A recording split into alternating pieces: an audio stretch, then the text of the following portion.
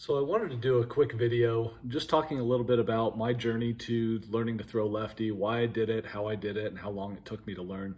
I've been asked this a couple of times and I figured it'd be better just to kind of get it all down in one place. So I put together just a little presentation and I'm gonna just walk through it. So this is everything I know about throwing lefty.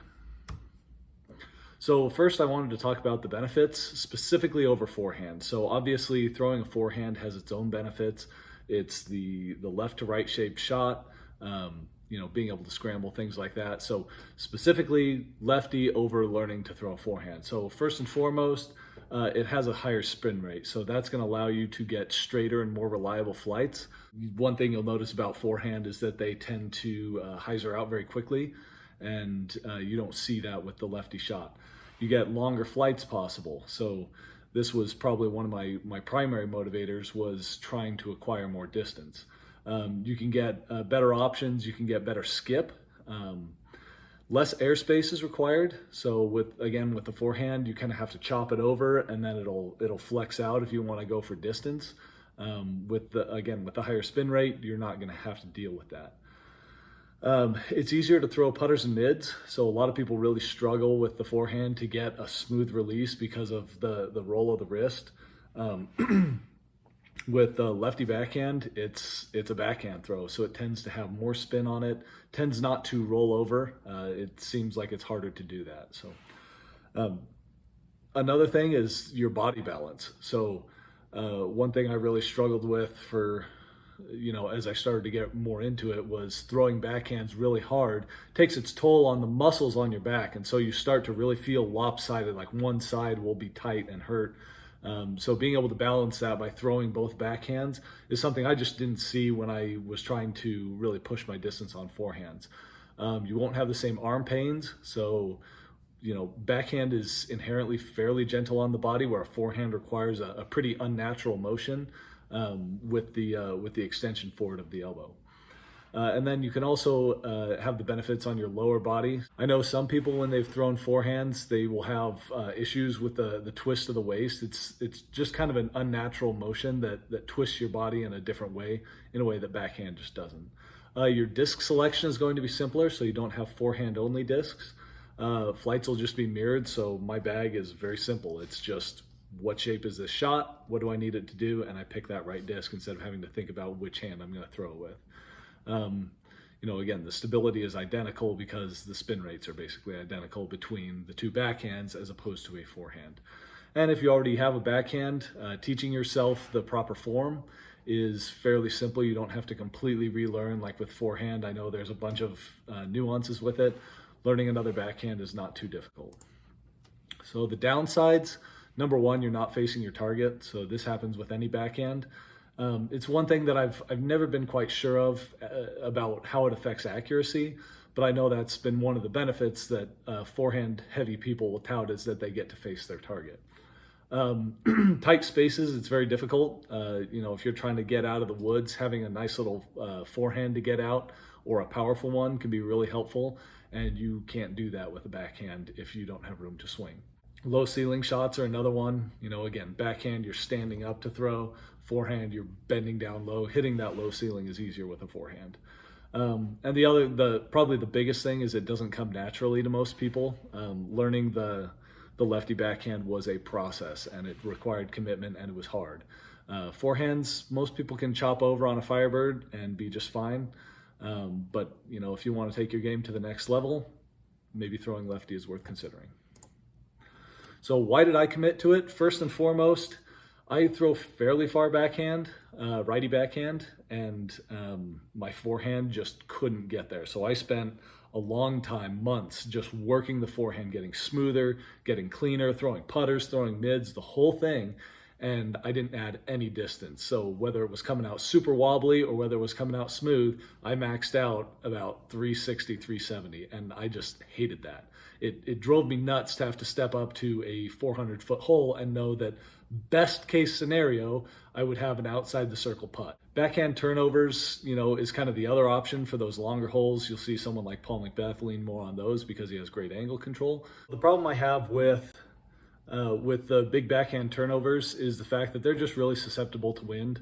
Where I play, it's very windy a lot of the time, so being able to hit a line like that and rely on it coming back is just something that I've seen a lot of people struggle with, and something that I personally was not interested in really trying to develop at this point. So I decided to give it 1 month of an initial commitment just to see if it was something that I could stick with.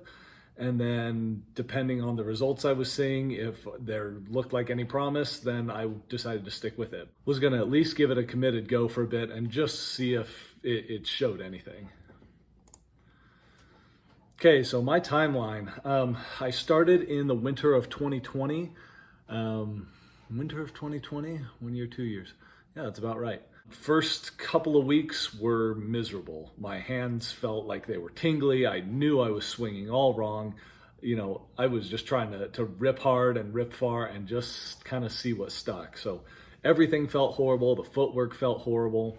Nothing felt right. It was awkward as it gets. I'm right-handed, very right-handed. I eat right-handed, I write right-handed, everything. So trying to teach myself lefty was not easy. So got out in the field a bunch, was throwing, everything was going into the ground or in the sky. Occasionally I'd get one to stand up and go somewhere, but it was rough. About 2 weeks in, one just happened to come out of my hand and it went 420 feet. And that was, 50 feet farther than I had ever thrown forehand. And it was at that point that I said, well, listen, if this is a possibility and I stick with it, that's the kind of distance I can unlock. So it was that bit that really pushed me over the edge and really told me, okay, this is something I want to stick with. So I started throwing it on the course, and it was horrible on the course, and my scores suffered because I was not throwing forehands anymore. But again, this was something that I wanted to stick with. 3 months in, I felt like I was starting to at least get a sort of form down. It was still awkward. It was still wobbly with mids and putters. The fairways could be okay, and I could get hyzers out with fairways and distance drivers. 6 months in, starting to gain some confidence, starting to hit 350 on the regular. Still was struggling with those lower speed discs, but was starting to max out at higher distance, was really able to punch it, get it low, get it level, get the disc up to speed and flying.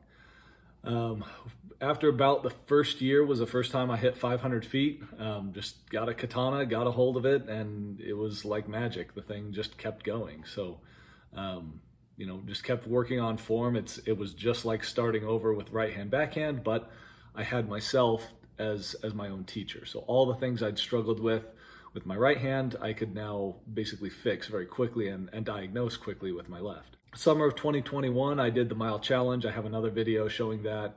I hit 519 feet, and that was huge. It was an absolute smash. Thing just stayed in the air forever. It was awesome. Started to be able to say, a 420 foot left to right shaped hole, I could attack with a good amount of reliability. And then today, my max no wind air shot is 536 feet. I find myself hitting that 500 mark fairly regularly in the field. I'm getting a lot more accuracy, big long left to right shaped holes. I'm just showing up and chipping up a hyzer, and it's a lot easier and a lot simpler, and just makes the lines very reliable. I can hit all kinds of different lines. I can hit the spike hyzers, I can hit flip ups to flat, can get them to ride and get distance out of them. My angle control's getting better, and again, it's been a process, but it has been worth it. I feel like my game has improved drastically as I've really started to gain control over it. So how I use it on the course, pure hyzers out to about 420 feet. I found that I can also find backdoor routes. So there's several different holes where most people are trying to lace a tunnel or get under the trees or do some crazy flex thing. With the lefty backhand, it opens up, big monster hyzers over trees, over stuff. And it seems to work out pretty well for me. I still keep the touch forehand, so I haven't thrown it away. I use it if I'm pinched off to pitch out. I use it for little, approach shots out to about 150 feet. My left hand still does not feel terribly coordinated. But I have taught myself the form and have dialed that in to the point where that feels comfortable.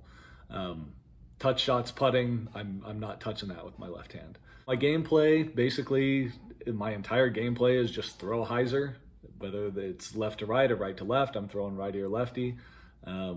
If there's anything that requires a tunnel or something else, I'll usually throw a right hand backhand or a roller or something else.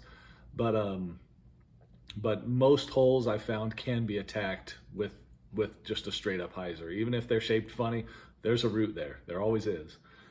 The really nice thing about it too is the fact that I can read the wind and I can play against the wind. So especially those more open holes where it gets really windy, I can, instead of exposing the flight plate and worrying about my disc flying off into the distance, I can basically put the top of the flight plate down and have the wind pushing it down instead of trying to get crazy with it. So a couple of disclaimers right at the end. I do not putt both ways. I just find that there's too few opportunities where it actually makes sense. If I'm straddling around a tree and it'd be better to get a lefty putt, then I'm already probably in not a great position and I'm probably not going to make the putt. I struggle with putting as is. So learning a lefty putt just makes no sense for me. I do not throw both forehands. So one conscious decision that I have made going forward was I decided I'm not going to throw forehands, I'm not going to throw grenades, and I'm not going to throw thumbers, just because I feel like the amount of time that it would require to learn those things is going to be a lot greater than what they're worth. So a lefty forehand might be beneficial in some situations, but for the most part, I can throw a righty backhand and accomplish the same thing. Sure, there's situations where I'll be pinched off, but I keep that little righty, chip out hyzer or little touch forehand to get out of trouble.